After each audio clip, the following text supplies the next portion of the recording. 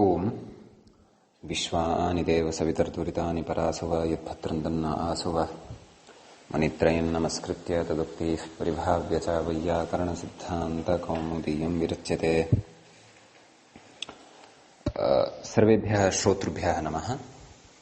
अस्माभिः गते पाठे यद्यत् पठितं तद् एकवारं स्मरामः। बहुव्रीहि समासप्रकरणे वयं स्मः। तत्रापि पुंवद्भावव्यवस्थामादाय अस्माभिः चिन्तनं क्रियमाणं वर्तते। गते पाठे स्त्रियाः पुंवद्भाषितपुंसकादनूं समानाधिकरणे स्त्रियामपूर्णीं प्रियादिषु इत्यस्मिन् सूत्रे पुंवद्भावनिषेधविषयः यः उक्तः वर्तते अपूर्णी प्रियादिषु इति, सः विषयः अस्माभिः पठितः। अपि च तत्र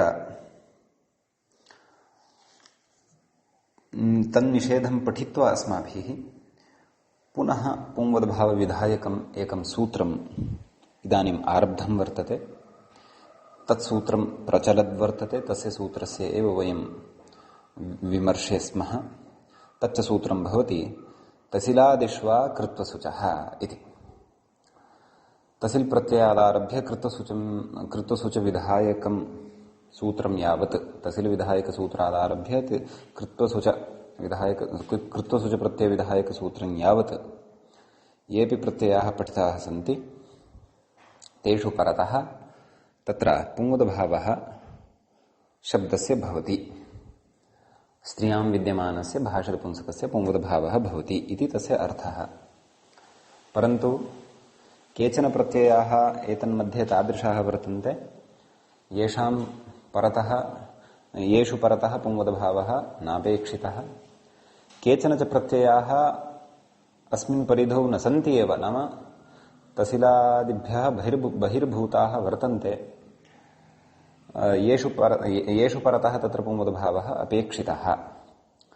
अतः तत्र वार्तिककारेण एतादृश अव्याप्ति अधिव्याप्तिपरिहाराय साक्षात् परिगणनमेव कृतम्। परिगणनेन तत्र तसिलादिषु अन्तर्भूताः तसिलादिभ्यः बहिर्भूताश्च केचन तत्र निर्दिष्टाः एव प्रत्ययाः तत्र स्वीकृताः। तत्र च वार्तिकानि क्रमशः अस्माभिः पठितानि गतपाठे। त्रतसौ, तरप्तमपौ, चरज्जातीयरौ, कल्पद्देशीयरौ, रूपप्पाशपौ, थाल्, तिल्थ्यनौ इत्यादीनि वार्तिकानि पठितानि। तत्र अस्माभिः एतावता त्रलः उदाहरणं, त्रलिपरतः पुंवत्वस्य उदाहरणं दृष्टं बहुत्र, तसिपरतः पुंवत्वस्य उदाहरणं दृष्टं बहुतः इति। इदानीं वयम् अग्रे तत्र अग्रिमम् उदाहरणं पश्यामः। तरप्रत्ययस्य तमप्रत्ययस्य च, तरप्रत्यये परतः तमप्रत्यये परतः च पुंवद्भावस्य उदाहरणम् इदानीम् अग्रे द्रक्ष्यामः।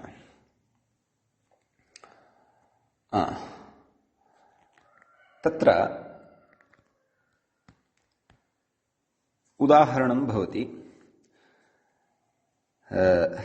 दर्शनीयतरा, दर्शनीयतमा इति।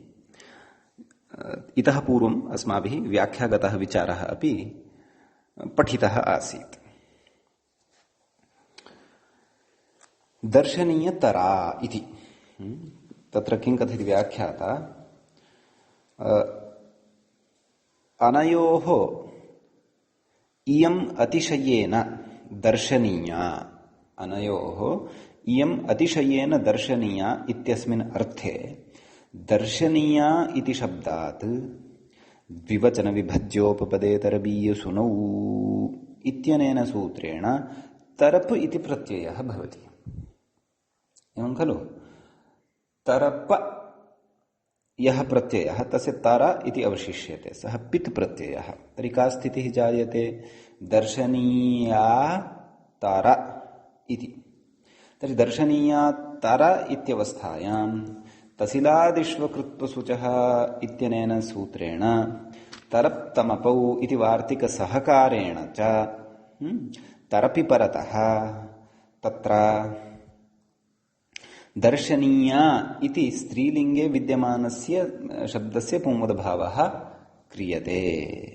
कुतः? भाषितपुंस्कत्वमपि तस्य वर्तते, सोऽपि विषयः गतसूत्रात् अनुवर्तते इत्यर्थः।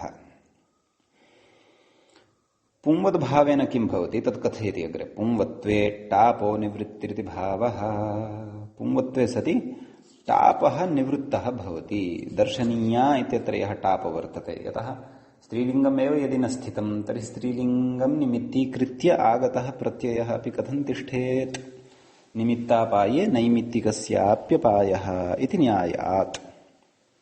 अतः दर्शनीय तर इति तर प्रत्ययान्तात् टाप् भवति। दर्शनीय तरा इति प्रयोगः सिद्धः भवति। दर्शनीय तरा इत्यस्मात् पुनः सुप्रत्ययः हल्ङ्याभ्यो दीर्घात् सुतिस्य पृक्तं हल् इत्यनेन तस्य लोपः भवति। लता इतिवत् दर्शनीय तरा इति रूपं लभ्यते इत्यर्थः। एवमेव अग्रिमम् उदाहरणं दत्तं तमपि परतः पुंवद्भावस्य उदाहरणं भवति। दर्शनीयतमा इति। तत्रोच्यते आसाम् इयम् अतिशयेन दर्शनीया इत्यर्थे दर्शनीया शब्दात् नाम एते अर्थाः नाम गत उदाहरणस्यापि अर्थः दृष्टः खलु। अनयोः इयम् अतिशयेन दर्शनीय, अनयोः इयम् इति तत्र अयम् अर्थः कुतः स्वीकृतः चेत् सूत्रे तत्र द्विवचन विभज्योपपदे तरवीयसुनौ तत् सूत्रस्य अर्थज्ञानात् परं स्पष्टी भविष्यति तद्धित प्रकरणे यदा वयं तत्र द्विवचन विभज्योपपदे इति सूत्रं पठिष्यामः। किञ्च आसाम् इयम् अतिशयेन दर्शनीया इत्यस्मिन् अर्थे दर्शनीया शब्दात् अतिशायने तमभिष्ठनौ इति इत्यनेन सूत्रेण तमप् इति प्रत्ययः भवति। तर्हि आसाम् इयं नाम इमाः या वर्तन्ते आसु एषा दर्शनीयतरा वर्तते। एतादृशः अर्थः अग्रे स्फुटी भविष्यति तद्धितेषु यदा वयम् अतिशायने तमभिष्ठनौ इति सूत्रं पठिष्यामः। तत्र कथयति पुंवत्वे टापो निवृत्तिरिति भावः। एवं खलु। तर्हि तमपि परतः तत्र तरप्तमपौ इति वार्तिकसहकारेण तसिलादिष्वाकृत्वसूचः इत्यनेन सूत्रेण पुंवत्वं भवति। दर्शनीया इत्यस्य दर्शनीय इति यथा दर्शनीयतरा इति निर्मितं तद्वदेव दर्शनीयतमा इति प्रयोगः भवति। दर्शनीयतम इति अकारान्तत्वात् अदन्तत्वात् टापि सति दर्शनीयतमा इति प्रयोगः सिद्ध्यति इति भावः। एवम् अग्रे कथयति कश्चन विचारः अत्र उच्यमानः वर्तते। नाम अग्रिम उदाहरणविषये इदानीम् अस्माभिः तरप्तमपोः अपि उदाहरणं दृष्टम्। इदानीम् अग्रिमवार्तिकं वर्तते चर् जातीयरौ। इदं चरटि परतः पुंवत्वस्य उदाहरणं किञ्च जातीयरि परतः पुंवत्वस्य च उदाहरणम् अस्माभिः द्रष्टव्यं वर्तते। कथयति ननु पट्वी शब्दात् तरपि तमपि च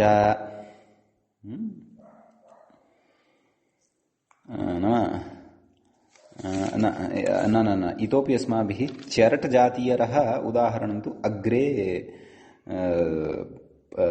तत्र पटुचरी पटुजातीया इति द्रष्टव्यमस्ति। सद्यः इतोपि तरप् विषये अपि च तमप् विषये एव चिन्तनं प्रचलति। भवतु। तर्हि किं कथयति ननु पट्वी शब्दात् तरपि तमपि च तरप्केन तदेव द्विवचन विभज्योपतरवीयसुनौ येन दर्शनीयतरा इत्यत्र तरप् कृतः तेन पट्वी शब्दादपि यदा तरप् क्रियते तदा अपि च तमपि यदा पट्वी इत्यस्मात् शब्दात् अतिशायने तमभिष्ठनौ इत्यनेन तमप् क्रियते तदा च तदेव कथयति तरपि तमपि च पट्वीतरा पट्वीतमा इति स्थितिः लप्स्यते खलु। पट्वी तरप् पट्वी तम अदन्तत्वाटापि सतु पट्वी तरा पट्वी तमा इत्यत्रापि पुंवत्वे नाम पुंवत्वं यदि स्यात् केन तसिलादिष्वा कृत्वसुचः इत्यनेन तरप् तमपौ इति परिभाषा इति वार्तिकसहकारेण यदि अत्रापि पुंवत्वं स्यात् तर्हि पुंवत्वे ङीषः निवृत्तौ तर्हि ङीषः निवृत्तिरेव स्यात्।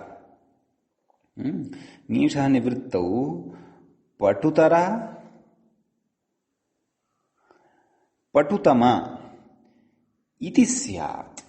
यतः तत्र पट्वी इत्यत्र मूलशब्दः कः उकारान्तः भवति। कः सः इति चेत् तत्र उकारान्तः पटु इति शब्दः भवति। क्व पट्वी इत्यत्र तथा उकारान्तात् वयं भूतो गुणवचनात् इत्यनेन ङीपं कुर्मः न ङीषं कुर्मः एवं। तर्हि यदि पुंवद्भावः प्रकृते स्यात् दर्शनीयतमा दर्शनीयतरा दर्शनीयतमा इत्यनेन इतिवत् इति उदाहरणद्वयवत् प्रकृतेऽपि पुंवद्भावः यदि स्यात् तर्हि रूपं किं स्यात् पटुतरा पटुतमा इति रूपद्वयं स्यात्। इत्येतद् रूपद्वयं तु नापेक्षितम् अनभीष्टम् अनपेक्षितम्। रूपं किमपेक्षितं तद् अचिरेण ज्ञास्यते। तर्हि एवं पुंवद्भावे प्राप्ते सति अत्र उच्यते मूले किम् उच्यमानमस्ति पश्यन्तु। घरूप इति वक्ष्यमाणः ह्रस्वः परत्वात् पुंवद्भावं बाधते। तत्र षष्ठाध्यायस्य तृतीयपादस्य 43 सूत्रं भवति। घरूपकल्पचेलड्ब्रुवगोत्रमतहतेषु ञोनेकाचो ह्रस्वः इति तत्सूत्रमग्रे पठिष्यते। पश्यन्तु तदा अस्मिन्नेव पादे वर्तते यस्मिन् पादे तसिलादिष्वा कृत्वसुचः इति वर्तते। तसिलादिष्वा कृत्वसुचः इति 35 सूत्रं भवति। घरूपकल्पचेलड् इत्यादि सूत्रं तु 43 सूत्रं भवति। अतः प्रकृते क्व पट्वितरा पट्वितमा इत्यत्र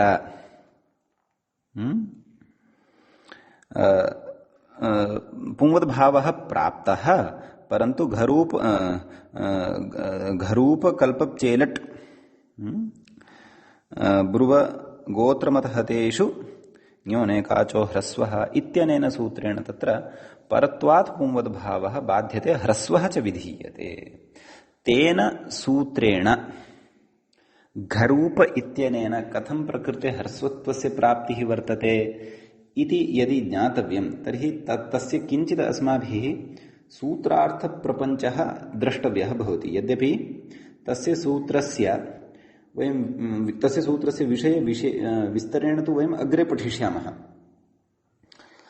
परन्तु तस्य अर्थः सामान्यतया एकवारं दृष्टश्चेत् अत्र कथमिति स्पष्टता भवति। किम् उच्यते तेन घ रूप कोप चेलड ब्रुव गोत्र मत हत इत्येतेषु परतः तत्र भाषितपुंसकात् परः यः ङी प्रत्ययः तदन्तस्य अनेकाचः ह्रस्वः भवति इति खलु। अतः तेन प्रकृते ह्रस्वत्वं भवति। नाम एतं प्रबाध्यापि तत्र नाम पुंवत्वं प्रबाध्य तत्र ह्रस्वप्रवृत्तिः भवति इत्यर्थः। तस्मिन् सूत्रे घरूप इति सूत्रे आदौ एव भवन्तः द्रष्टुं शक्नुवन्ति घ इति उक्तमस्ति खलु। नाम तत्र केचन प्रत्ययाः परिगणिताः घरूप चेलट् इत्यादि गोत्रमत हतेषु नाम एतेषु परतः प्राक्तनस्य पुंवद्भावः न भवति परन्तु ह्रस्वः भवति इति तेन उच्यते। तर्हि प्रकृतसूत्रे पश्यन्तु घ इति अस्ति खलु। घ नाम कः? घ नाम तरप् अपि च तमप्। कथं तत्र अस्माभिः पठ्यते? तरप् तमपौघः नाम तरप् अपि च तमप् इत्यनयोः प्रत्ययोः घ इति नाम भवति, घ इति संज्ञा भवति। अतः प्रकृते तेन ह्रस्वः भवति। तेन किं कथयति व्याख्याता? तथा च ह्रस्वेन पुंवत्वे बाधिते सति पुंवत्व से बाधः जायते ङीषः निवृत्त्य भावे तेन किं भवति ङीषः निवृत्तिः न भवति ह्रस्वे सति ङीषः निवृत्तिः न जाता खलु ङीषः यः ईकारः तस्य इ इति रूपेण श्रवणं जायमानम् अस्ति ह्रस्वविधान सामर्थ्यात् तस्य निवृत्तिस्तु न जाता अतः निवृत्त्य भावे तस्य ह्रस्वे सति तस्य ह्रस्वः क्रियते पट्वितरा पट्वितमा इति रूपम् इत्यर्थः अतः पट्वितरा पट्वितमा इति रूपं नाम ह्रस्व इकार मध्यः रूपः भवति पट्वितमा पट्वितमा इति रूपं भवति न तु पटुतरा पटुतमा इति असाधु प्रयोगः पट्वीतरा पट्वीतमा इत्यपि असाधु प्रयोग एव इत्येतौ अपि असाधु प्रयोगौ एव अतः पट्वितरा पट्वितमा इत्येव साधु प्रयोगः भवति अतः प्रकृते पुंवद्भावः प्राप्तः परन्तु ह्रस्वविधानेन सः पुंवद्भावः बाध्यते इत्यर्थः एवम् अत्र कश्चन विशेषः आसीत् इति कृत्वा सोऽपि विशेषः ग्रन्थकारेण उक्तः अस्तु इदानीं वयं तत्र अग्रिमवार्तिकं पश्यामः अग्रिमवार्तिकं किं नाम अग्रिमवार्तिके कयोः प्रत्ययोः अथवा केषां प्रत्ययानां परिगणनं कृतं वर्तते इति चेत् चरट्जातीयरौ इत्युच्यते तर्हि चरटि परतः जातीयरि च परतः अधुना वयं तत्र पुंवद्भावस्य उदाहरणं द्रक्ष्यामः क्रमशः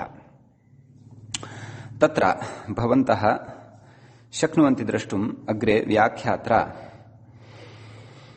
आरम्भः क्रियते पटुचरीति एवं खलु तत्र कथयति पट्वी शब्दात् भूतपूर्वे चरट्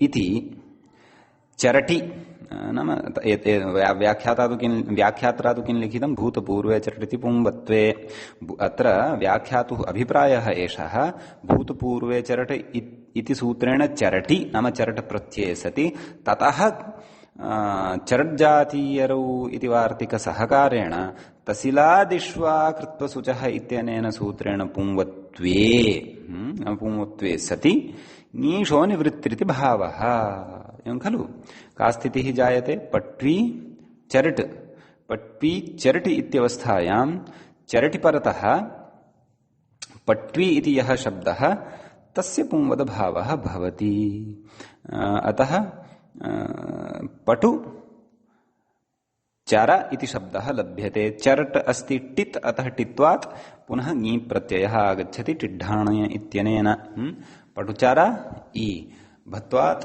यस्य चित्तेनेन अकारलोपः पटुचर इ पटुचरी इति रूपं सिद्ध्यति पुनः सुप्रत्ययः तस्य भत्वात् तस्य हल्ङ्यादिना लोपः कः अर्थः पूर्वं पट्वी इत्यर्थः यतः भूतपूर्वे विधीयते खलु सः चरट प्रत्ययः पूर्वं पट्वी इति नाम एषा पूर्वं पट्वी आसीत् इति अतः एषा पटुचरी अस्ति इत्यर्थः एवं खलु एवमेव एषा अस्माकं प्राचार्यचरी प्राचार्या शब्दात् चरटि तत्र पुंवद्भावः वक्तव्यः प्राचार्याचरी इति न वक्तव्यं पुंवद्भावः कर्तव्यः प्राचार्यचरी इति वक्तुं शक्यते अथवा तत्तत्पक्षे तत्तत् सन्दर्भे विशिष्टान् प्रयोगान् पुंवद्भावव्यवस्थापन्नान् वयं प्रयोक्तुं शक्नुमः इत्यर्थः अस्तु परिगणनवार्तिके अपरः प्रत्ययः कः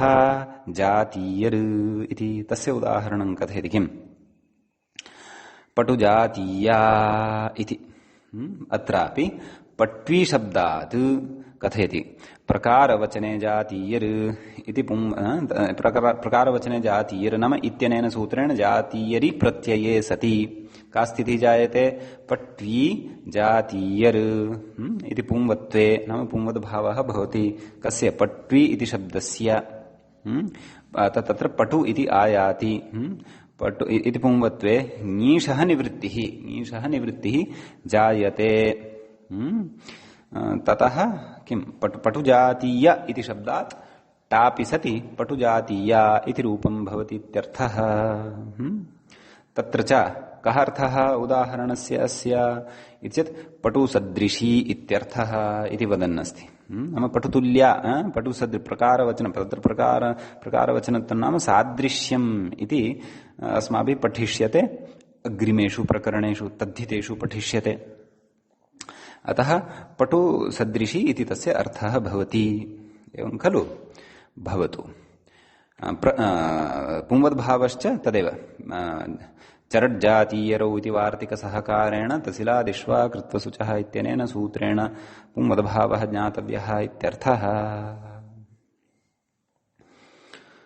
इदानीं परिगणनवार्तिके अग्रे के प्रत्ययाः पठिताः सन्ति इति पश्यामः। परिगणनवार्तिकम् अग्रिमं वर्तते मूले कल्पब्देशीयरौ इति खलु। तत्र कल्पपु इति पकारान्तः नाम पित् प्रत्ययः कल्पपु इति एकः पठितः। देशीयर् इति यथा जातीयर् इति रित् प्रत्ययः आसीत्, रेफस्य तत्र इति संज्ञा भवति, तद्वत् देशीयर् इत्यत्रापि देशीयर् इति प्रत्ययोऽपि ऋत् प्रत्ययः अस्ति, तत्र रेफस्य इति संज्ञा भवति इत्यर्थः। एवं खलु। तत्र उदाह्रियते किं दर्शनीय कल्पा मूले दर्शनीय कल्पा इति कल्पपि परतः दर्शनीय देशीया इति देशीयरि परतः उदाह्रियते इत्यर्थः। एवं खलु। अस्तु, तर्हि कथयति अग्रे व्याख्याता किम् ईषदा समाप्तौ कल्पब्देश्यदेशीयरः इति अस्ति सूत्रं, तद्धितेषु पठिष्यते। तेनैव सूत्रेण कल्पप् इति प्रत्ययः भवति, तेनैव सूत्रेण च देशीयर् इति प्रत्ययः भवति। देश्यप्रत्ययपरतः तु पुंवत्वं न भवति। कुतः? परिगणनसामर्थ्यात्। परिगणने देश्य प्रत्ययः न पठितः इति कृत्वा सः त्यक्तः भवति, तस्मिन् परतः पुंवद्भावो न भवति इत्यर्थः। तदपि बुद्धौ स्थापनीयम्। आम्, तर्हि कथयति किम् ईषदा समाप्तौ कल्पब्देशे इति दर्शनीया शब्दात् कल्पपु का स्थितिः जायते? दर्शनीया कल्पपु, कल्पपः कल्प इति अवशिष्यते। दर्शनीया कल्प, दर्शनीया कल्प इति अवस्थायां कथयति अग्रे पुंवत्वे टापः निवृत्तिरिति भावः। पुंवत्वे सति टापः निवृत्तिः जायते, अतः दर्शनीय कल्प इति आयाति। ततः अदन्तत्वात् कल्पान्तात् अदन्तात् शब्दात् सतिटापि किं रूपं दर्शनीय कल्पा इति प्रयोगः सिद्धः भवति इत्यर्थः। कः अर्थः? प्रायेण दर्शनीया इत्यर्थः। ईषद असमाप्ति इत्यादि अर्थद्वारा तद् प्रायेण इत्यर्थः गृह्यते। सः कथं गृह्यते? तत्र कः प्रसङ्गः, कः च तस्य सूत्रस्य सूक्ष्मार्थः ईषदसमाप्तौ इत्यादिकस्य तत्सर्वमपि वयम् अग्रे गत्वा तद्धितेषु पठिष्यामः। अस्तु, इदं तु उदाहरणं तावत् तत्र कल्पपि परतः। इदानीं देशीयरि परतः उदाहरणम् उच्यते। किम् दर्शनीय देशीया इति। अत्रापि ईषदा समाप्तौ कल्पब्देश्यदेशीयरः इत्यनेन सूत्रेण देशीयर् इति प्रत्ययः। दर्शनीया शब्दात् देशीयर्, देशीयरः देशीय इति अवशिष्यते। अतः दर्शनीया देशीया। तत्रापि कल्पब्देशीयरौ इति वार्तिक इति परिगणनवार्तिकसहकारेण तसिलादिष्वा कृत्वसुचः इति सूत्रेण पुंवत्वे कथयति अग्रे किम् पुंवत्वे पुंवद्भावः भवति इत्यर्थः। टापः निवृत्तिरिति भावः। नाम तत्र किमित्युच्यते दर्शनीया इत्यत्र विद्यमानः यः टाप् तस्य निवृत्तिः भवति दर्शनीया इति अवशिष्यते। अतः दर्शनीय देशीय इति शब्दात् टापि सति दर्शनीय देशीया इति रूपं सिद्ध्यति इत्यर्थः। कः अर्थः? अस्यापि स एव अर्थः, यतः समाने एव अर्थे एते त्रयोऽपि प्रत्ययाः विधीयन्ते। केन? ईषदा समाप्तौ इत्यादि सूत्रेण अतः प्रायेण दर्शनीया इत्यर्थः अस्यापि स एव अर्थः भवतु। तर्हि एतावता अस्माभिः कल्पपि परतः देशीयरि परतः च अपि उदाहरणद्वयं दृष्टम्। इदानीम् अग्रिमवार्तिके कयोः प्रत्ययोः परिगणनं कृतम् एतदर्थं मूले पश्यामः। अस्तु, मूले तु अग्रिमं वार्तिकं श्रूयते किं रूपपाशपौ इति। तस्मिन् च एकः प्रत्ययः पठितः रूपपु, अपरश्च प्रत्ययः पठितः पाशपु इति। अतः रूपपि परतः उदाहरणं निर्मास्यते अस्माभिः दर्शनीय रूपा, पाशपि परतः दर्शनीय पाशा इत्युदाहरणद्वयं साधनीयं वर्तते। तत्र दर्शनीय रूपा इत्यत्र कथयति व्याख्याता दर्शनीया शब्दात् प्रशंसायां रूपपु इति रूपपि। का स्थितिः जाता? दर्शनीया रूपा, रूपपः पकारस्य इत्वात् गच्छति, रूप इत्येव अवशिष्यते। ततः परिगणनवार्तिकसहकारेण रूपपाशपौ इत्यनेन तसिलादिष्वा कृत्वा सुचः इत्यनेन सूत्रेण च तत्र पुंवत्वं भवति। किम् अवशिष्यते? दर्शनीय रूप। ततः टापः निवृत्तिरिति भावः। दर्शनीय रूप आ मेलनेन दर्शनीय रूपा सुप्रत्ययः आयाति, तस्य लोपः भवति। दर्शनीय रूपा इति सिद्ध्यति इत्यर्थः।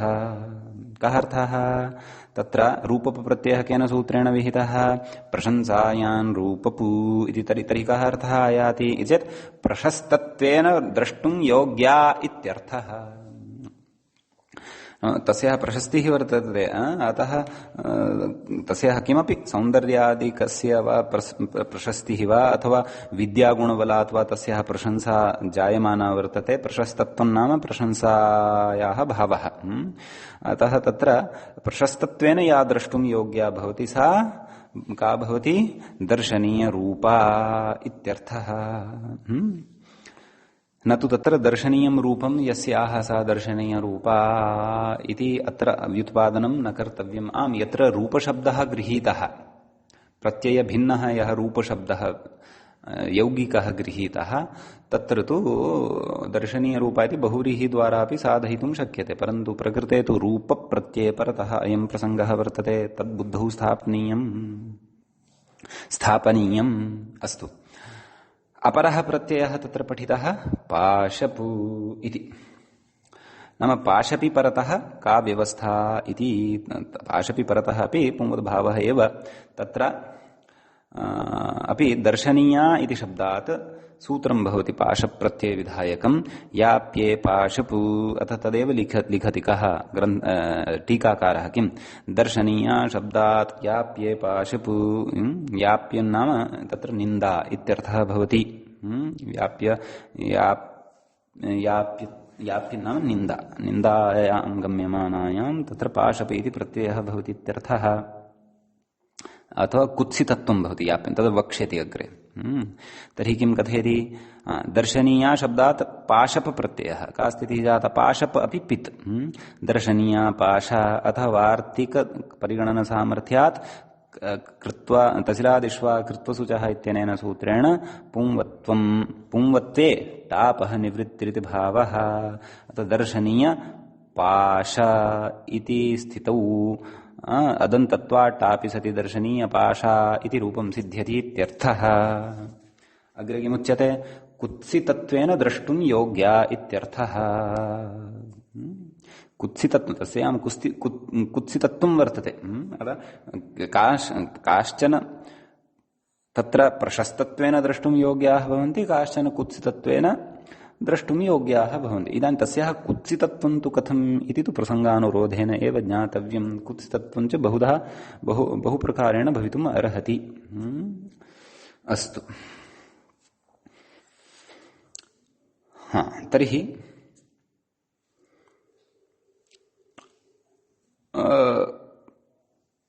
तत्र रूपपाशप प्रत्यययोः परतः अपि अस्माभिः पुंवद्भावव्यवस्था दृष्टा। अस्तु, इदानीम् अग्रिमं वार्तिकं पश्यामः। तत्र केषां प्रत्ययानां परिगणनं कृतम् अस्ति इति चेत् अग्रिमं वार्तिकं भवति थाल्। तत्र थालः एव परिगणनं कृतं वर्तते।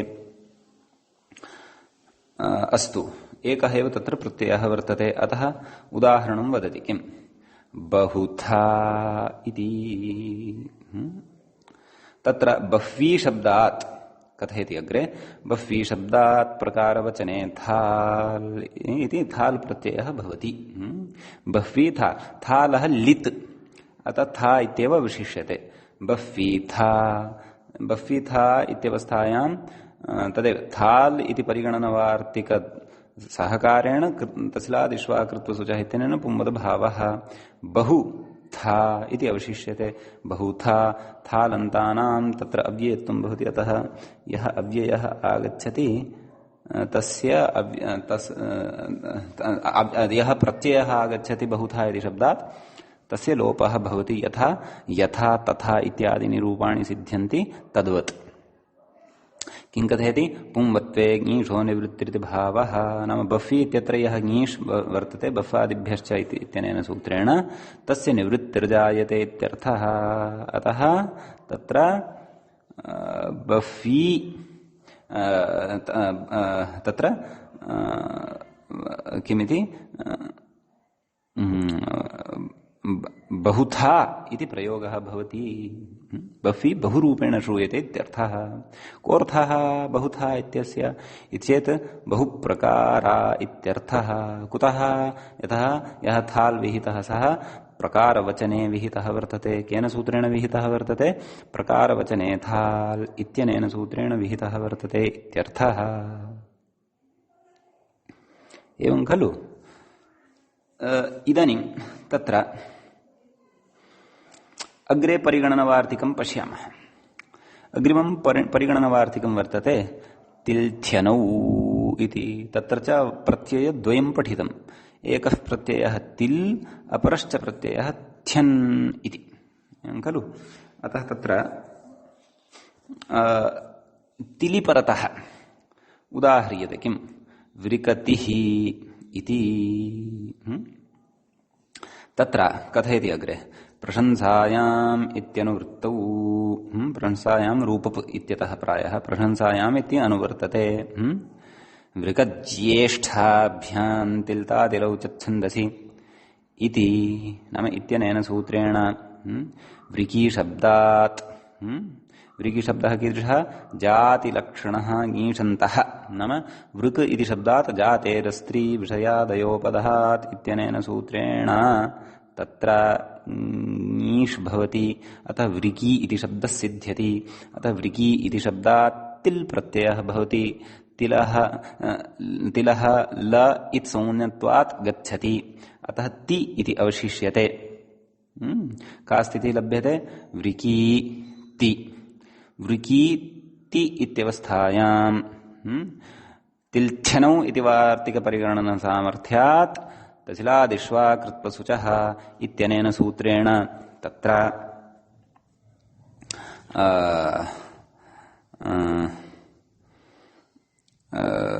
तसिलादिभ्यः बहिर्भूते तिलि प्रत्यये परतः अपि तत्र पुंवत्वं भवति। एतदर्थमेव खलु परिगणनम्। अतिव्याप्तिम् अव्याप्तिम् अतिव्याप्तिं च वारयितुमेव खलु परिगणनं खलु। तर्हि तत्र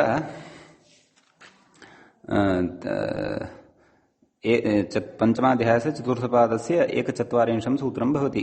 तत्तु कृत्वसूचः अग्रे अस्ति। एवमेव थ्यन् यः पठिष्यते सः तु पञ्चमाध्यायस्य प्रथमपादस्य 8मं सूत्रम् अस्माभिः पठिष्यते।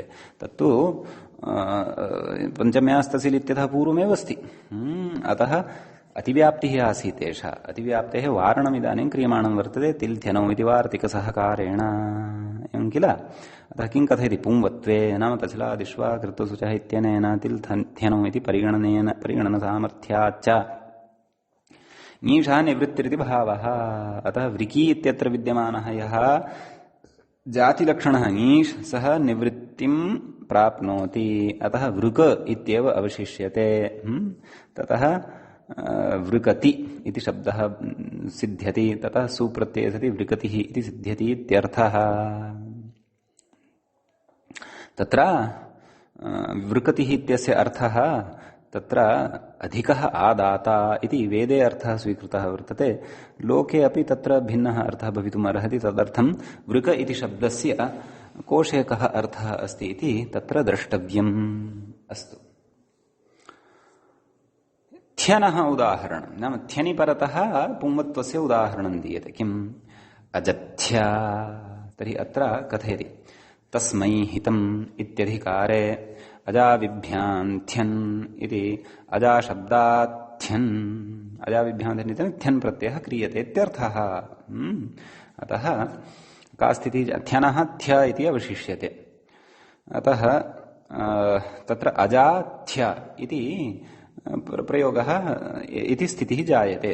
इति स्थितौ तिल्थ्यनौ इति परिगणनवार्तिकसामर्थ्यात् तस्लादिष्वा कृत्वसुचः इत्यनेन सूत्रेण पुंवदभावः भवति इत्यर्थः। अतः पुंवत्वे अजा इत्यत्र टापः निवृत्तिरिति भावः इति कथयति व्याख्याता। अतः किं लभ्यते? अज थ्य अजथ्य इति आयाति। ततः अजथ्य इति स्थितौ तत्र किं भवति? अदन्तत्वात् टाप् पुनः भवति, अदन्तत्वात् टाप् भवति। टापि सति तत्र अजथ्या इति रूपं सिद्ध्यति। तत्र तस्मै हितम् इति अजाभ्यः हितकारी किमपि यद्भवति तद् अजथ्या इत्युच्यते इति अत्र अभिप्रायः। विशिष्य अर्थस्तु तद्धितेषु स्फुटः भविष्यति। एवञ्च अग्रे कथयति किम्? वृकतिः अजथ्या इत्यत्र जातेश्च इति पुंवत्वनिषेधो न कुतः? परिगणनसामर्थ्यात्। तत्र अस्माभिः अचिरेण एव नाम तस्लादिष्वा कृत्वसुचः इति सूत्रं पठित्वा तत्र महत्प्रकरणं पुंवद् भावनिषेधस्यापि पठनीयं वर्तते। एतावता तु वयं पुंवद्विधानमेव पठन्तः स्मः। अतः सम्यक् अतीव सूक्ष्मतया पुंवद्विधानप्रकरणम् इदं पठनीयं। ततः परं महदेव प्रकरणं पुंवद्भावनिषेधस्य, तत्र महान्तः विचाराः सन्ति। अतः पुंवद्भावनिषेधप्रकरणम् अग्रे पठिष्यते। तत्रैव पुंवद्भावनिषेधप्रकरणे एकं सूत्रम् आगमिष्यति, जातेश्च किं नाम 140 सूत्रं भवति अस्मिन्नेव पादे, षष्ठाध्यायस्य तृतीये पादे। नकोपधायाः इत्यतः न नाम निषेधः आरप्स्यते। कस्य? पुंवदभावस्य। अतः तस्मिन्नेव निषेधे जातेश्च इति सूत्रं पठिष्यते। तस्य अर्थः भवति जातेः परः यः स्त्रीप्रत्ययः तदन्तन्न पुंवत् इति, एवं खलु? अतः तेन अत्र पुंवदभावनिषेधः न भवति इति कथयन्नस्ति। अत्र क्व वृकतिरजथ्या वृकतिः अजथ्या इत्यत्र जातेश्च इति पुंवदनिषेधो न भवति। कुतः न भवति? यद्यपि जातेश्च इति सूत्रस्य इति पुंवदभावनिषेधविधायकस्य सूत्रस्य प्रवृत्त्यर्थं यद्यत् किमपि अपेक्षितं तत्तत् सर्वमपि प्रकृते वर्तते। क्व विकृतिः वृकतिः इत्यत्र अपि च अजथ्या इत्यत्र च, परन्तु तत्र परिगणनसामर्थ्यात् नाम परिगणनं यद्वार्तिकेन वर्तते, किं तिल्थ्यनौ इति परिगणनवार्तिकसामर्थ्यात् तत्र पुंवदनिषेधो न भवति। नाम जातेश्च इति सूत्रं प्रकृतेन प्रवर्तते। अन्यत्र जातिवाचकशब्देषु शब्दानां सन्दर्भे तु तत्सूत्रं प्रवर्त्स्यति। तद्वयम् अग्रे एव पठिष्यामः इति अत्रैव तद् अलर्ट् कुर्वन् अस्ति व्याख्याता। नाम तत्रापि बुद्धिं कुर्वन्तु इत्यर्थः। अस्तु, एवञ्च तत्र तिल्थ्यनौ इति तत्र यत् परिगणनं कृतं तस्यापि उदाहरणम् अस्माभिः दृष्टम्, एवं खलु? इदानीम् अग्रे तत्र शसप्रत्ययसन्दर्भे अस्माभिः उदाहरणं द्रष्टव्यं वर्तते।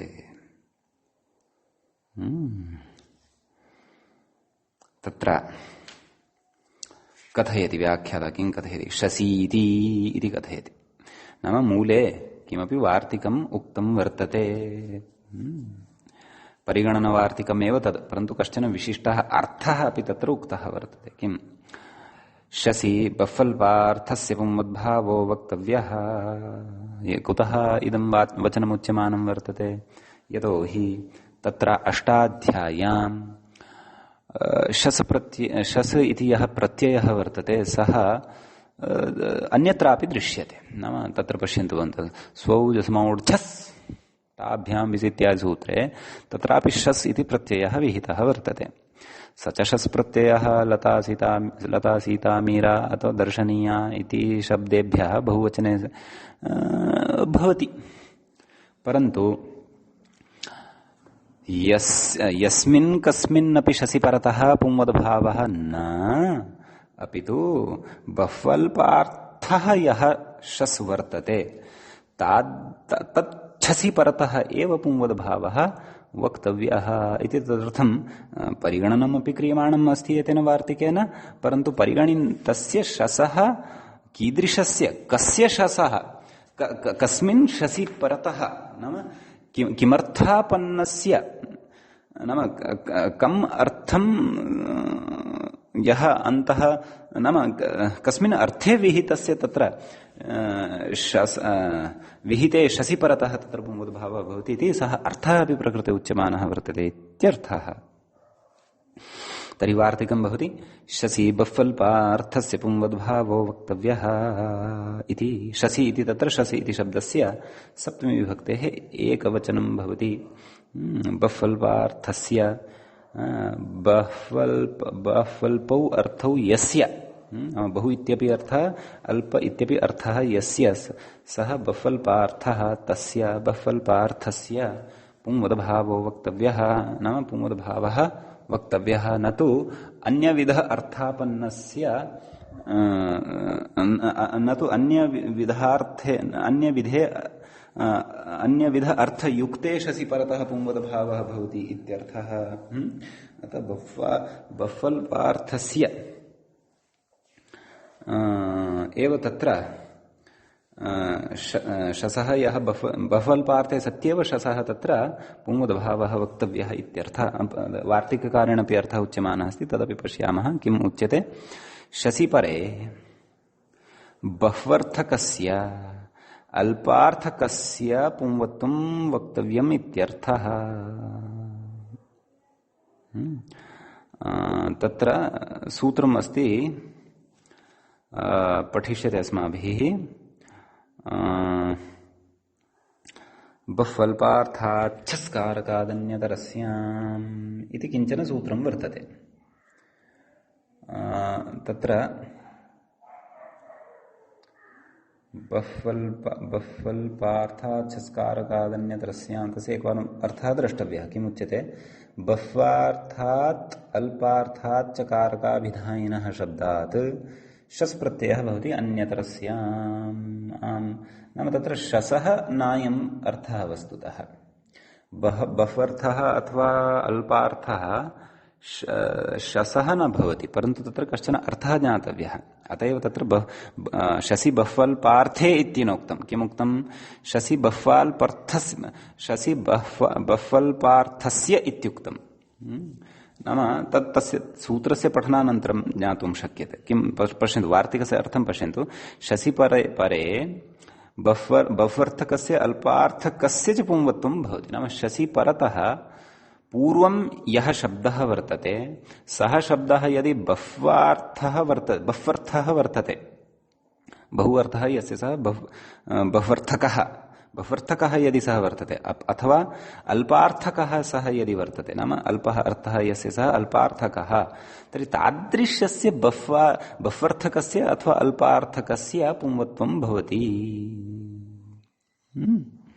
अतः सः विषयः बुद्धौ स्थापनीयः इतोपि अस्मिन् विषये विषयः सूक्ष्मतया नाम अयं विषयः इतोपि सूक्ष्मतया स्पष्टः भवितुमर्हति यदि वयं तत्र बह्वाल्पार्थाच्छस्कारकादन्यतरस्याम् इति सूत्रं पश्येम पठेम इत्यर्थः अस्तु तत्र कथयति अग्रे त्रतसौ इत्यादि परिगणितेषु पूर्वं परिगणनं कृतं खलु त्रतसौ तरप्तमपौ चरज्जातीयरौ कल्पदेशीयरौ रूपपाशपौ थाल् तिल्थ्यनौ इत्यादिषु तद् कथयति इत्यादिषु नाम त्रतसावित्यादिषु परिगणितेषु अनन्तर्भावाद्वचनमिदम् नाम तत्र अयं न पठितः कः शस् न पठितः शस् तत्र न पठितः अतः इदं वचनम् इदानीम् आरभ्यमाणं वर्तते शसः परिगणनार्थम् इदं वचनम् आरभ्यमाणं वर्तते परन्तु तत्र किमपि कण्डीषन् अपि अस्ति कश्चन समयोपि वर्तते नाम बह्वल्पार्थस्य एव तत्र पुंवद्भावः भवति इत्यर्थः तद् उदाहरणे स्पष्टीभविष्यति उदाहरणं दीयते किम् बह्वीभ्यः देहि बहुशः अल्पाभ्यः देहि अल्पशः इति तर्हि पश्यन्तु किं कथयति अग्रे बह्वीभ्यः देहि इत्यर्थे नाम इत्यस्मिन् अर्थे बह्वीभ्यः देहि इत्यस्मिन् अर्थे अयञ्च अर्थः कुतः स्वीक्रियते कथं स्वीकर्तुं शक्यते इति तु वयं सर्वमपि बह्वल्पार्थात् संस्कारकादन्यतरस्याम् इति सूत्रपठनसमये तद्धितेषु स्पष्टीकरिष्यामः सद्यः प्रकृते बह्वीभ्यः देहि इत्यस्मिन् अर्थे किं कथयति अग्रे बह्वल्पार्थात् संस्कारकादन्यतरस्याम् इत्यनेन सूत्रेण शस् भवति तत् समग्रं सूत्रमेव पठितमस्ति अत्र बह्वाल्पार्थात् छस्कारकादन्यतरस्याम् इति बह्वी शब्दात् शस् इति प्रत्ययः भवति खलु तर्हि का स्थितिः जायते बह्वी शस् तत्र बह्वर्थः बह्वी इति शब्दः अस्ति एव अपि च कारकरूपः अपि सः कारकत्वमपि सः भजते तत्र अतएव कारकस्फोरणा एव तत्र विग्रहः उक्तः उपरि किं बह्वीभ्यः देहि इति तत्र बह्वीभ्यः इति सम्प्रदानत्वं तत्र वर्तते अतः सूत्रस्य नाम बह्वाल्पार्थात् इत्यादि सूत्राय यद्यदपेक्षितं तत्सर्वं वर्तते एवं खलु अतः तत्र शस् प्रत्ययः भवति का स्थितिः जायते बह्वी शस् इति स्थितिः जायते बह्वी शस् इत्यवस्थायां तत्र उच्यते किं पुंवत्वे ङीषो निवृत्तिर्भावः केन पुंवत्वं भवति शसि बह्वल्पार्थस्य पुंवद्भावो वक्तव्यः इत्यनेन इति परिगणनेन तस्लादिष्वा कृतसुचः इति सूत्रेण एतत् वार्तिकसहकारेण इत्यर्थः एवं खलु अतः एतेन वार्तिकेन तत्र पुंवद्भावे सति बह्वी इत्यत्र विद्यमानः यः ङीष् बह्वादिभ्यश्च इत्यनेन यः विधीयते यश्च अस्माभिः स्त्रीलिङ्गप्रत्यये पठितः स्त्रीलिङ्गप्रत्यये प्रकरणे पठितः अतः तस्य ङीषो निवृत्तिः भवति इत्यर्थः किमवशिष्यते बहु इत्येव अवशिष्यते ततः शस् बहु शस् शसः सकारस्य ऋत्वविसर्गत्वं भवति शसन्ताः अपि अव्ययशब्दाः एव भवन्ति अथवा अव्ययानि एव शसन्तानि भवन्ति इति कृत्वा तत्र अल्पशस् इत्यस्मात् प्रातिपदिकात् उत्पन्नः यः सुप् भवति तस्य अव्ययादाप् सुपः इत्यनेन लुक् भवति इत्यर्थः अतः किमवशिष्यते तत्र अल्पशः इत्येव भवति अव्ययं तत् कथयति अग्रे किं कथयति सम्प्रदानकारकत्वस्फोरणाय देहीति शब्दः तत्र बह्वीभ्यः देहि तत्र प्रकृते बह्वीभ्यः इत्यत्र तत्र बह्व्यः याः वर्तन्ते तासां सम्प्रदानत्वं वर्तते अतः सम्प्रदानत्वस्य स्फोरणाय स्पष्टीकरणाय देहि इति क्रियापदं योजितं वर्तते इत्यर्थः अतः क्रिया यमभिप्रैति कर्मणा यमभिप्रैति सम्प्रदानम् इत्यनेन तस्य तत्र सम्प्रदानत्वं वर्तते बह्वीभ्यः अतः सम्प्रदानत्वात् चतुर्थी वर्तते सम्प्रदानकारकत्वे सत्येव तत्र बह्वर्थकात् बह्वी शब्दात् तत्र किं बह्वी शब्दात् शस् इति प्रत्ययः भवति सा च अपेक्षा वर्तते बह्वल्पार्थात् शस् कारकादन्यतरस्याम् तत्र कारकं सम्प्रदानस्य कारकत्वं भवति अतः कारकरूपात् बफी इति शब्दात् तत्र शस् इति प्रत्ययः भवति तत्सर्वं विस्तरेण वयं तद्धितप्रकरणे पठिष्यामः परन्तु सद्यः उदाहरणसङ्गत्यर्थं सामान्यः वा अर्थः तत्तत् सूत्रस्य तत्तद् सम्बद्धस्य सूत्रस्यापि अस्माभिः ज्ञातव्यः भवति प्रकृते यः विचारः प्रचलन् अस्ति तद्विचारस्य स्पष्टीकरणाय इत्यर्थः भवतु तर्हि एकम् उदाहरणं दृष्टं शशिपरतः पुंवद्भावस्य शशिपरतः पुंवद्भावस्य अपरम् उदाहरणं वर्तते अल्पश इति तस्य विग्रहः कथं कृतः अल्पाभ्यो देहि अत्रापि अल्पशब्दात् तदेव यथा पूर्वं तद्वदेव बह्वा अल्पार्थात् चस्कारकादन्यतरस्याम् इत्यनेन शसि सति तत्र शसि बह्वाल्पार्थस्य पुंवद्भावो वक्तव्यः इत्यनेन वार्तिकेन पुंवद्भावः भवति अतः अल्पा इति तत्र टाबन्तः शब्दः भवति यद्यपि अल्पा इत्यस्मात् शस् भवति तत्र पुंवत्वे सति टापः निवृत्तिः भवति अल्प इति अवशिष्यते अतः अल्प शस् अल्पशः इति अव्ययं सिद्धं भवति पुंवद्भावे सति अतः अल्पाभ्यः देहि अल्पशः इत्येव बफीभ्यः देहि बहुशः इत्येव पुंलिङ्गे अपि बहुभ्यः देहि बहुशः इत्येव अल्पेभ्यः देहि अल्पशः इत्येव स्त्रियान् तत्र पुंवद्भावेन तत्र एते शब्दाः समानत्वमेव भजन्ते इत्यर्थः एवं किल इति एतावता अग्रिमस्य अस्य परिगणनवार्तिकस्य शशिबफल्पार्थस्य पुंवद्भावो वक्तव्यः इत्यस्यापि उदाहरणम् अस्माभिः उदाहरणद्वयम् अस्माभिः दृष्टम् तत्र अग्रे उच्यते किं त्वतलोरिति नाम वार्तिकमेव अस्ति इदमपि परिगणनवार्तिकमेव अस्ति किं कथयति त्वतलोर्गुणवचनस्य यतः एतावता अस्माभिः परिगणनवार्तिकानि यानि अपि पठितानि इतः पूर्वं तेषु समग्रेषु तेषु सर्वेषु अपि वार्तिकेषु त्वतलोः परिगणनं न कृतं दृष्टम् अस्माभिः परिगणनं न कृतं दृष्टम् अतः इदं वचनम् अत्र उच्यते अपि च तत्र कश्चन विशेषः अन्योपि उच्यते अस्तु वार्तिकं भवति त्वतलोर्गुणवचनस्य इति त्वतलोः इति तत्र षष्ठीविभक्तेः द्विवचनं गुणवचनस्य गुणस्य वचनं गुणवचनं तस्य गुणवचनस्य इति षष्ठीविभक्तेः एकवचनं भवति तत्र कथयति न त्वतलोः इति तत्र षष्ठी नास्ति परन्तु सप्तमी अस्ति अतः अर्थः आयाति किं तस्मिन् इति निर्दिष्टे यदि परिभाषाबलात् कः अर्थः आयाति त्वप्रत्यये तल् प्रत्यये च परे इति नाम तस्य भावस्त्वतलौ इत्यनेन विहितः यः त्व इति प्रत्ययः वर्तते सः प्रत्ययः यदा परतः भवति तदा अपि च तल् इति प्रत्ययः परः भवति तदा किं कथयति अग्रे गुणोपसर्जनद्रव्यवाचिनः शब्दस्य पुंवत्वं वक्तव्यम् इति तस्य अर्थः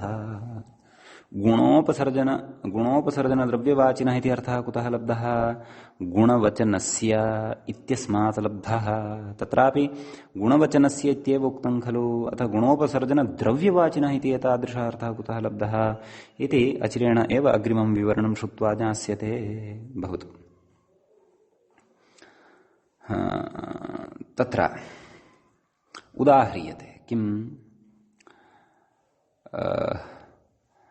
शुक्लायाः भावः शुक्लत्वं शुक्लता तलि त्वे परतः त्व प्रत्यये परतः शुक्लत्वम् इति तलि परतः शुक्लता इति उदाहरणं क्रियते तर्हि तत्र शुक्लायाः भावः इत्यस्मिन् अर्थे शुक्ला इति टाबन्तात् शब्दात् त्व इति प्रत्ययः केन तस्य भावस्त्वतलौ इत्यनेन शुक्लात्व इत्यवस्थायां त्वतलोर्गुणवचनस्य इत्यनेन सूत्रेण पुंवद्भावः भवति। शुक्ला इत्यस्य स्थाने शुक्ल इति उपयुज्यते, अतः शुक्लायाः भावः अपि शुक्लत्वम् इत्येव भवति, शुक्लात्वं तु न भवति इत्यर्थः। एवं खलु। अपि च इति तु त्वे प्रत्यये परतः शुक्लत्व तथा सु अं पूर्वरूपं शुक्लात्वम् इति सिद्धं भवति। तत्र त्वप्रत्ययान्तः क्लीबे भवन्ति, तल् प्रत्ययान्तस्तु स्त्रीलिङ्गे भवन्ति। त्वान्तं क्लीबे तलान्तं स्त्रियाम् इति लिङ्गानुशासनस्य काचित् व्यवस्था भवति।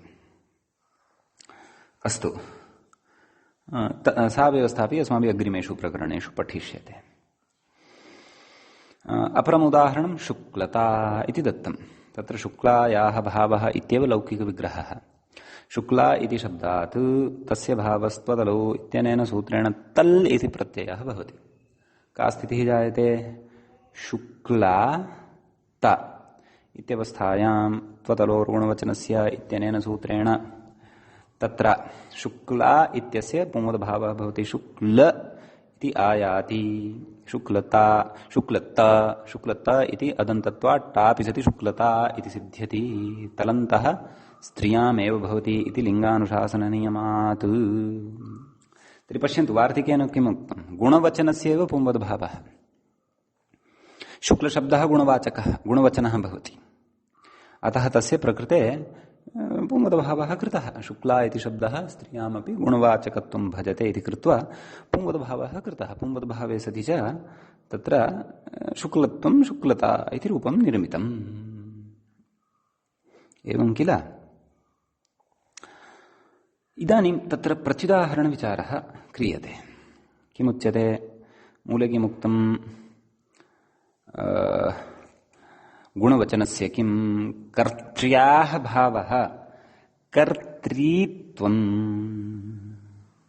न तु कर्तृत्वं। नाम अत्र पुंवद्भावो न भवति। कुतः? कर्त्री इति शब्दस्य गुणवचनाभावात्, गुणवचनस्य एव पुंवद्भावविधानात्। एवं किल? तत्र अग्रे कथयति। किं कथयति?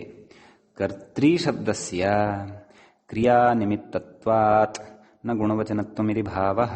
नाम कर्तृशब्दस्य क्रियानिमित्तत्वं नास्ति, अपि तु गुणवचनत्वं, कर्तृशब्दस्य गुणवचनत्वं नास्ति, अपि तु क्रियानिमित्तत्वं वर्तते। क्रियावचनत्वं, क्रियानिमित्तत्वात् क्रियावचनत्वं वर्तते। कस्य? कर्त्री इत्यस्य। क्रियानिमित्तत्वं येषां शब्दानां भवति तेषां गुणवचनत्वं न भवति इत्यर्थः। खलु? अतः तत्र वार्तिक अर्थकरणसमये उक्तं गुणोपसर्जन द्रव्यवाचिनः। नाम सः नाम तत्र गुणयुक्तः, नाम गुणवाचकत्वं तस्य स्यात्, उपसर्जनत्वं तस्य स्यात्, अपि च सः किमपि तद्द्रव्यमपि भवेत्, द्रव्यवाचकं च तत् स्यात्। अतएव शुक्लादयः सर्वेपि द्रव्यरूपाः एव भवन्ति खलु, शुक्लादीनि वस्तूनि इत्यर्थः। अस्तु, अत्र एतादृश वार्तिकार्थकरणे इतोपि अवशिष्टाः संशयाः अग्रिमेण विवरणेन इदानीं स्फुटतां यास्यति। तत्र कथयति आकडारात् इति सूत्रभाष्ये समास कृदंत तद्धितांत अव्यय सर्वनाम जाति संख्या संज्ञा शब्द भिन्नम, नाम एतेभ्यः भिन्नं यद् अर्थवत् शब्दस्वरूपं भवति। केभ्यः भिन्नम् इति चेत् एते ये केऽपि परिगणिताः तद्भाष्ये। के परिगणिताः इति चेत् कृदंत तद्धितांत अव्यय सर्वनाम जाति संख्या संज्ञा शब्द भिन्नम अर्थवत् शब्द स्वरूपम तत्र गुणवचन संज्ञकं भवति इति स्थितम् इति तत्र पठितं वर्तते। क्व आकडारादे का संज्ञा इति सूत्रे भाष्ये कथयति प्रकृते च गुणवचन शब्देन एतदेव विवक्षितम्। प्रकृते नाम कुत्र? त्वतरोर्गुणवचनस्य इत्यस्मिन् वार्तिके यद् गुणवचनम् उक्तम् यस्य गुणवचनस्य विषये उक्तम् तत्र गुणवचनेन इदमेव गुणवचनं तत्र अपेक्षितं यद् आकडारात् इति भाष्ये उक्तं वर्तते किम् तद् समासः शब्दः सः न स्यात् कृदन्तत्वं तस्य न स्यात् तद्धितान्तत्वं तस्य न स्यात् अव्ययत्वं तस्य न स्यात् सर्वनामत्वं तस्य न स्यात् जातिवाचकत्वं तस्य न स्यात् संख्यात्वं तस्य न स्यात् संज्ञात्वं तस्य न स्यात् तद् भिन्नम् अर्थवच्छब्दस्वरूपम् प्रकृतवार्तिके तदेव विवक्षितम् शुक्लशब्दः अपि तादृशः एव न तु सः समासत्वं भजते न च तत् कृदन्तत्वम् अस्ति तस्य न तद्धितान्तत्वं वर्तते न च अव्ययं तद् वर्तते न च सर्वनामशब्दः सः वर्तते न च जातिशब्दः सः वर्तते न च संख्याशब्दः सः वर्तते न च कश्चन संज्ञाशब्दः सः वर्तते तदेव प्रकृते च गुणवचनशब्देन एतदेव विवक्षितम् इति कथयति व्याख्याता परन्तु गुणवचनम् अपरविधम् अपि अस्माभिः पठितम् क्व वो तो गुणवचनात् इति सूत्रभाष्ये सत्त्वे निविशते अपैति इत्यादि गुणलक्षणम् अपि पठितं तत्तु अत्र न प्रवर्तते तत् कुतः न प्रवर्तते इति युक्त्या अस्माभिः व्याख्यातुः विचारं शृण्वद्भिः अग्रिमपाठे ज्ञास्यते यतः अत्र इतोपि कश्चन विचारः अस्ति तत्र किञ्चित् कालः अपेक्षितः अस्माकम् अद्यतनपाठस्य समयः अत्रैव समाप्तः भवति अग्रिमपाठे अवशिष्टं विचारं वयं पश्यामः पठिष्यामः एतावत्पर्यन्तं त्वतरोर्गुणवचनस्य इति विषये यः विचारः प्रचलन् वर्तते तं विचारं बुद्धौ स्थापयामः निश्चयेन अग्रे अपि समग्रं सिद्धान्तं वयं पठिष्यामः अद्य तावत् अत्रैव मङ्गलम् मुनित्रयं नमस्कृत्य तदुक्तिः परिभाव्य च वैयाकरणसिद्धान्तकौमुदीयं विरच्यते सर्वेभ्यः श्रोतृभ्यः नमः तिष्ठामः।